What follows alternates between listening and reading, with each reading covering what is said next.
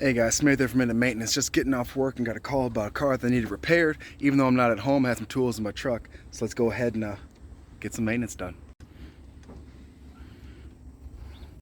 Alright guys, before me we have a 2009 Chevy Traverse, and the owner had called me today and said that she was having issues with it, including misfiring, check engine lights came on, that it was hesitating when it was trying to go forward, when she was trying to accelerate. She couldn't figure out what was going on. She just had a bunch of work done professionally, had it paid to have brand new exhaust put on, brand new catalytic converters, brand new intake manifolds and fuel injectors, the whole shebang.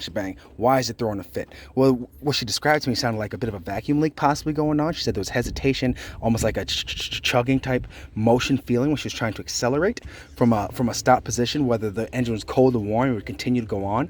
But then check engine lights came on. So I happen to have some tools with me, and I had my OBD2 scanner, Zurich 013, got that from Harbor Freight, guys. I highly recommend picking one up yourself.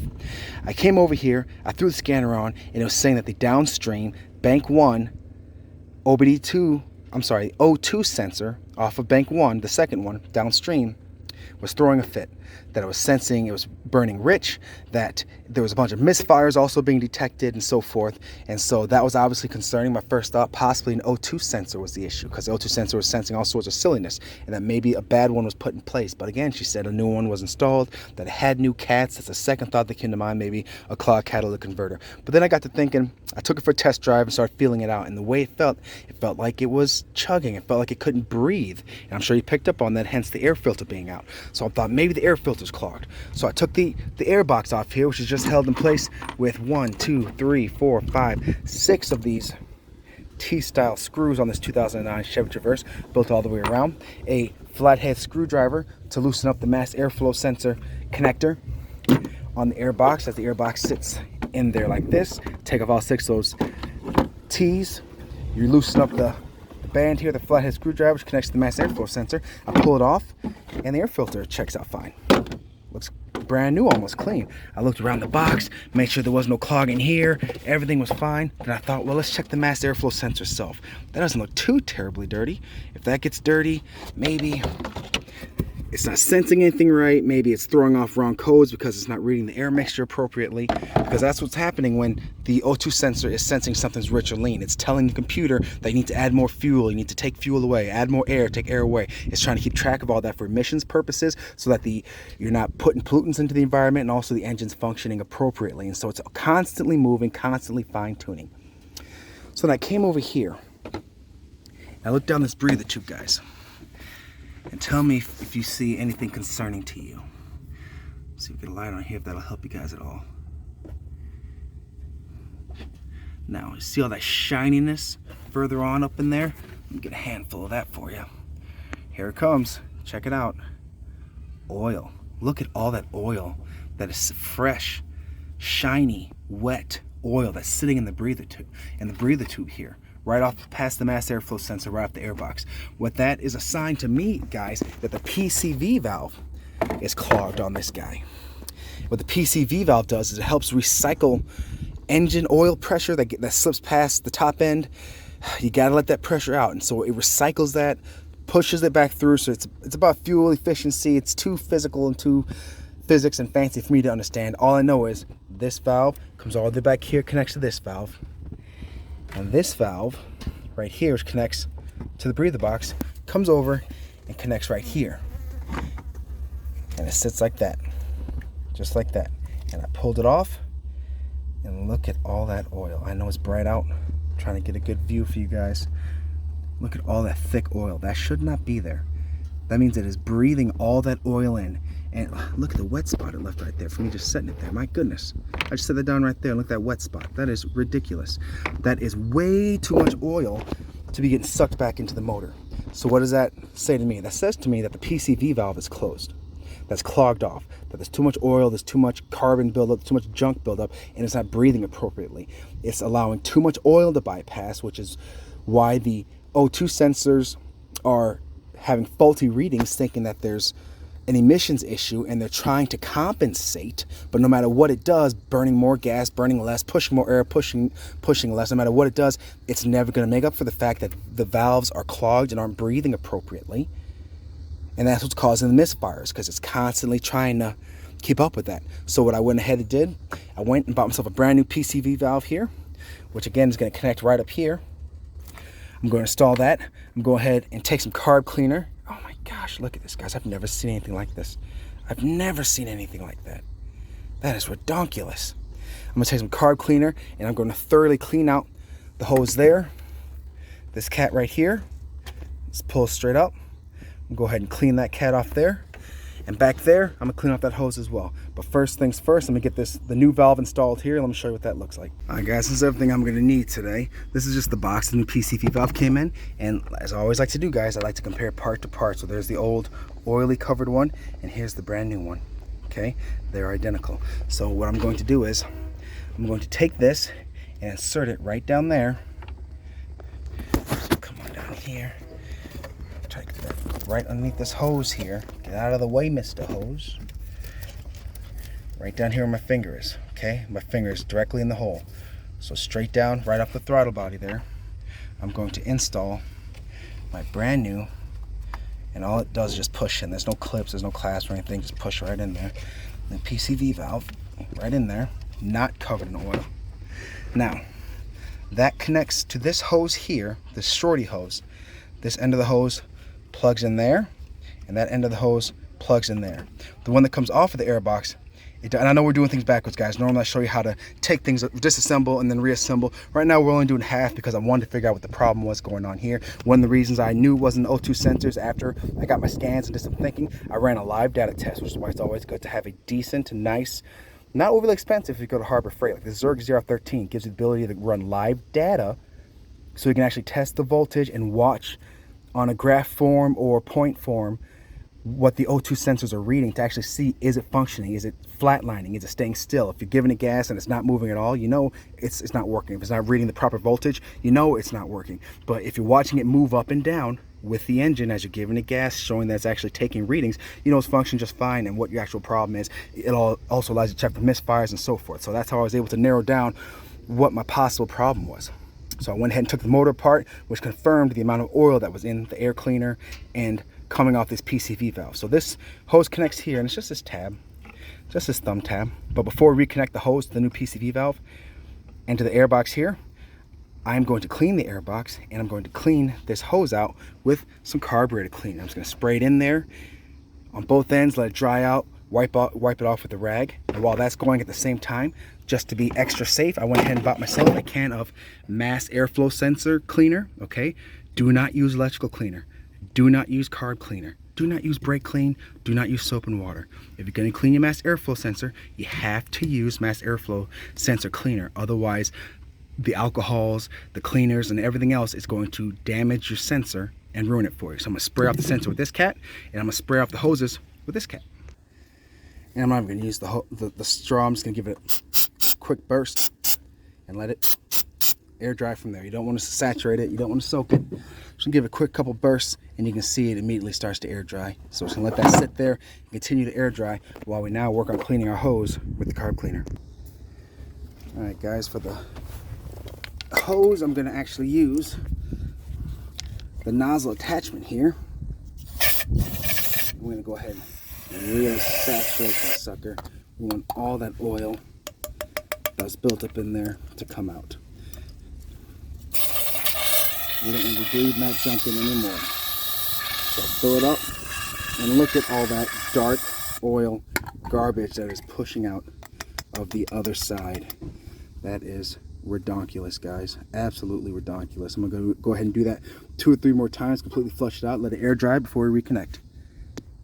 All right, now we're going to set that off to the side and let it continue to air dry. So now we have the second line here that comes off at the top of the intake manifold here. This also has some oil on it, does the same thing as part of the pressure regulation system. We're going to pull this one off. We're going to come back here. And gosh, you want to do this while the engine's cold, guys, but where we see my index fingers moving, there's a tab. So let me come up here on this one that's drying.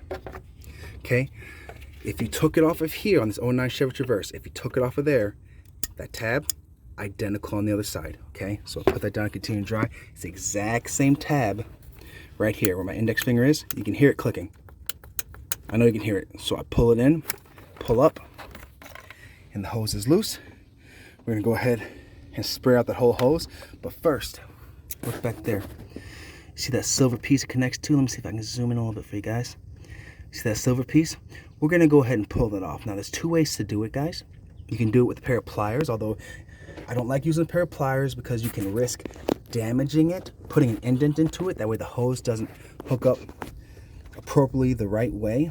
Let's see if I can, gosh, get a good angle. There we go. I'm going to zoom in here. Where it's seated in, you see this? You might be able to, if it focuses up, there's a silver ring underneath that it seats in on. What I like to do is get a flathead screwdriver if I can, and wedge it underneath there, and just pop it up. So I'm going to make some room for myself. Get my big hands in there. And I gotta come in from the right angle here. There we go. So I got my flathead screwdriver, and I'm just gonna slowly work my way underneath of it. Slowly but surely. Try to pop her up. Alright, sorry about the guys dropped the camera. See, so once I got it underneath there, I can just start turning it sideways, and she will start working her way loose, like so. And then, once you get to a certain point, you go in there with your hand and finish her off. And there she is. And you can see all the built up oil and garbage that is back there. Let's give it a blow. Barely any airflow coming out of that. We're gonna hit this with the carb cleaner as well. You can replace these with their own hand. The store did not have one on hand, so we're gonna clean this out the best we can and hope for the best. All right guys, cleaning out this second hose, and I went ahead and sprayed carb cleaner in it, and just watch how gross and dark and thick and oily that's all that's coming out. That is crazy, guys. That is way too much oil to be in this thing. No wonder it's having a hard time breathing. All right, now that everything's had a chance to air dry for about 10-15 minutes, especially in this heat, I'm gonna go ahead and start with this cat first. We're gonna reach on back here and just push it back in by hand. Man, this motor is hot, and it's my fault because I was running it. We're gonna switch hands because I just burnt the heck out of my wrist there.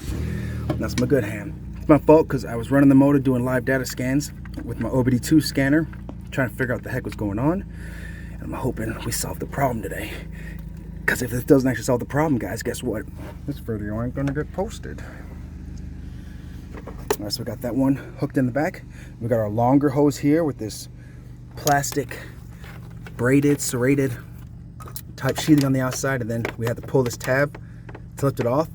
But we don't have to pull the tab, we can just push it on this time. So we'll go ahead and back there, right on top of that. Nice satisfying click. Now look at, you can actually see some blue. It's a little weathered. This little O-ring's weathered, but that's okay. I'm gonna go ahead and reconnect it right here, just straight push down. Boom. Now, we had our new PC valve, which we already installed right here, my finger's touching. We're gonna take the booted side, now that everything's dried out. We're gonna reinsert that over top. We're gonna take this guy here. We're gonna reconnect right here. But before we do that, guys, I was saving this for last, so I apologize. Before we reconnect this cat, before we connect this guy back on there, I went ahead, flathead screwdriver, loosened up the band that connected to the throttle body, and I pulled off. All right, guys, I was not lying. It is crazy hot. It is so hot that my main phone that I use to film and live my life died on me from the heat. So now I gotta switch to my work phone. Look at the amount of black, thick, gross oil that I wiped out of here, and it's still not completely clean. My carb cleaner can, that giant can, completely empty, just working on this guy, getting this thing cleaned out. We'll go ahead and keep working on it. I'm gonna get myself one of my shop rags and just scrub this thing clean, because I'm not gonna put this back on there until it's perfectly clean, because there's no point in putting more oil into the system to have the same issue happen again.